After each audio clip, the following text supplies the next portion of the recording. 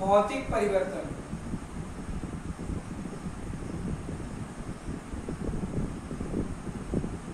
ऐसा परिवर्तन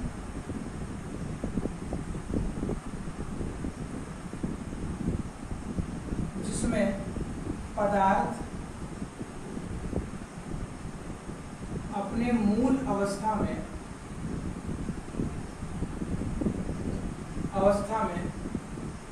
वापस लौट आता है।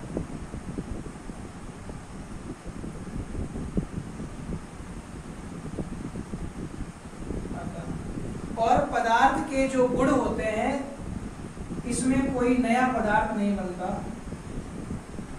इसमें कोई नया पदार्थ नहीं बनता।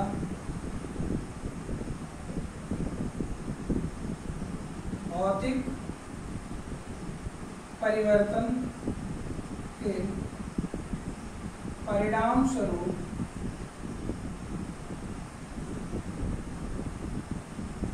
बने पदार्थ और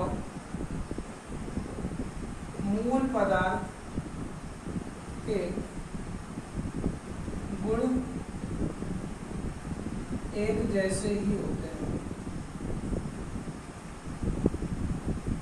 कहने का मतलब ऐसा परिवर्तन जिसमें पदार्थ अपनी मूल अवस्था में वापस लौट आता है और परिवर्तन के पश्चात जो पदार्थ बनता है उसके गुण और मूल पदार्थ के गुण एक जैसे होते हैं।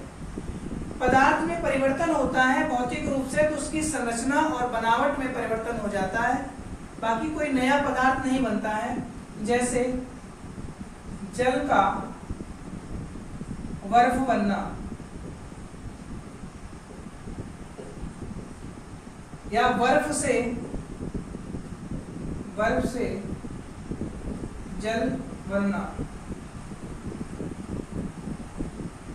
रबर का खींचना, कागज का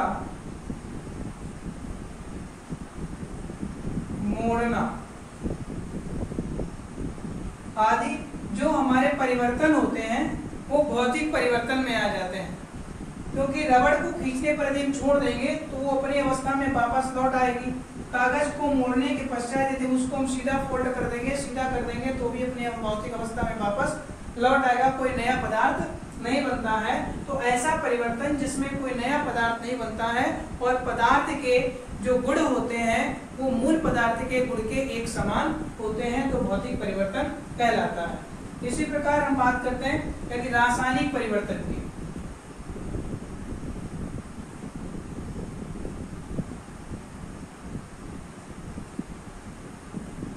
रासायनिक परिवर्तन ऐसा परिवर्तन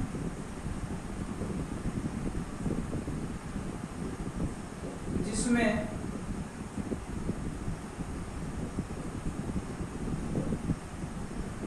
नया पदार्थ बनता है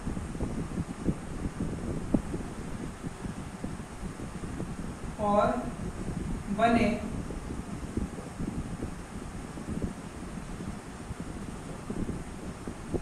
पदार्थ का गुण मूल पदार्थ के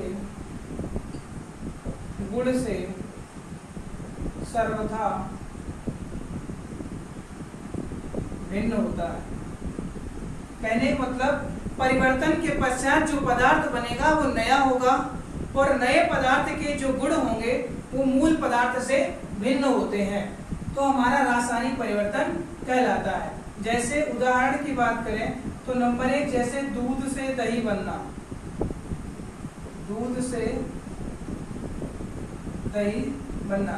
यदि एक बार दूध से दही बन गया तो दही को दोबारा हम दूध में कन्वर्ट नहीं कर सकते हैं। कागज का जलना,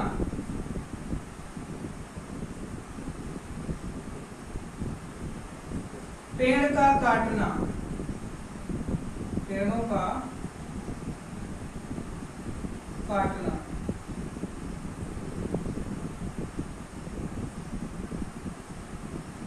मोमबत्ती का जलना।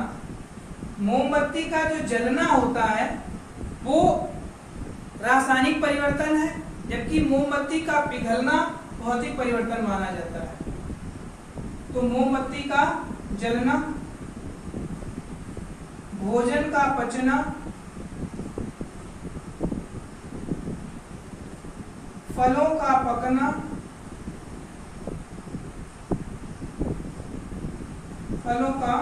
पकना, आदि जो क्रियाएं होती हैं, लोहे में जंग लगना,